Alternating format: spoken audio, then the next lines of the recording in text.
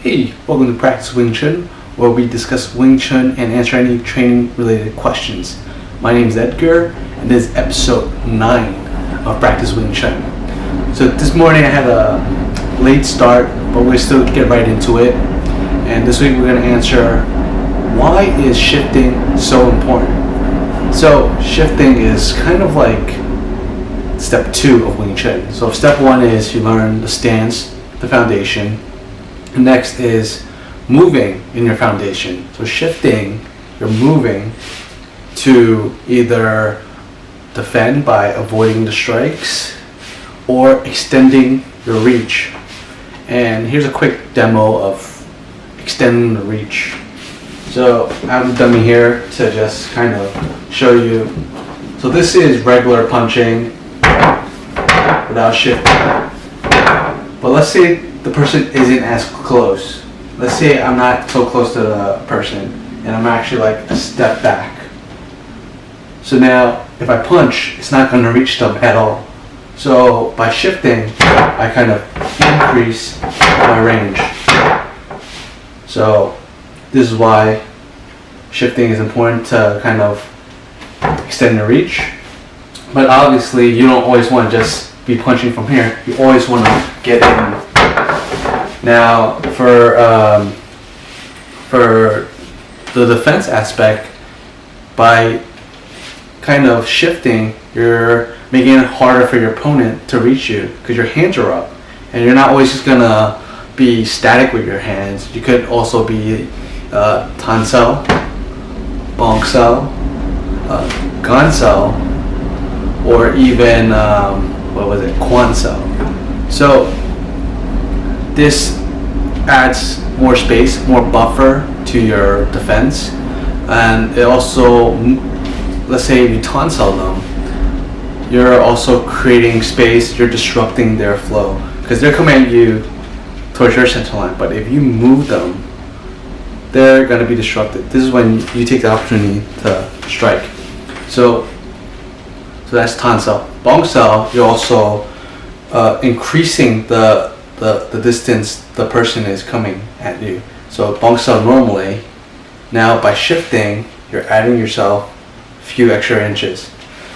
Same with gansel. This is especially important in gansel because you want to get them so that they are not close to your body at all. Because gansel is usually a defense for lower strikes that are coming at your like vitals. So you want to really clear it, make sure they're out of the way. And with kwansel, from doing kwansel, you're also moving them, kind of with the tansel and bongsel. So it's double the tansel and bongsel when you're shifted. So you're creating distance and you're disrupting your opponent's center line. And those are 1-2 big things about why shifting is so important. And I continued to work on it. I remember when I first started Wing Chun, shifting was hard. I didn't get it. I didn't understand it. I kept trying to do it, but it just didn't work. I couldn't apply it.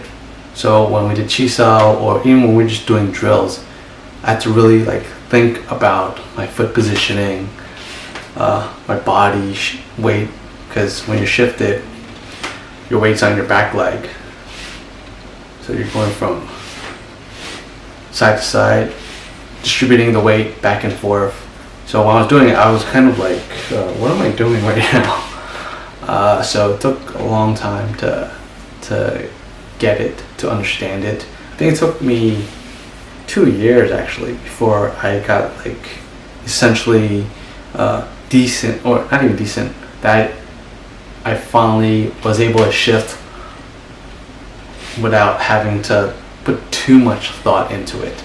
And thing is, I continue to work on it because I'm still not there yet. I still need to work on shifting.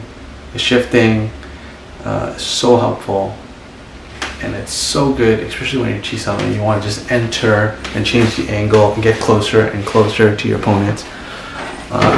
You do that, but sometimes when you're so focused on other things in Wing Chun, you forget about the basic stuff. So having good structure, having good movement, having good shifting.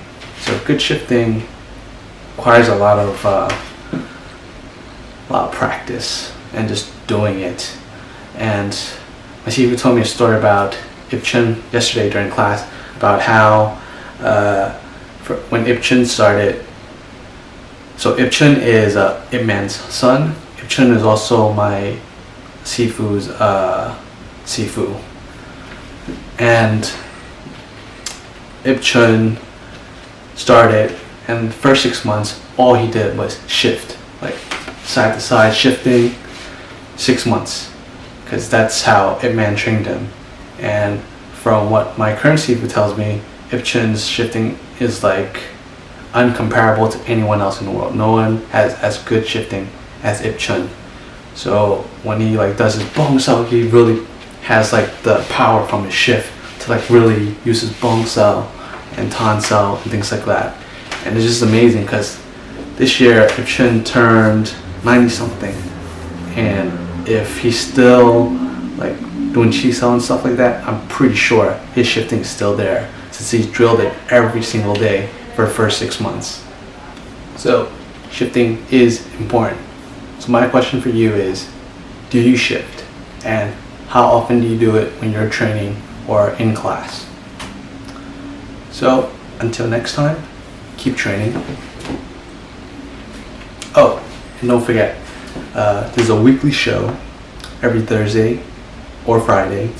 And if you like it, give it a thumbs up, leave your comments, offer your suggestions, your feedback. I appreciate all of it. I read all the comments. And also subscribe, then you'll be the first one to know when new videos come up. Alright, once again, keep training.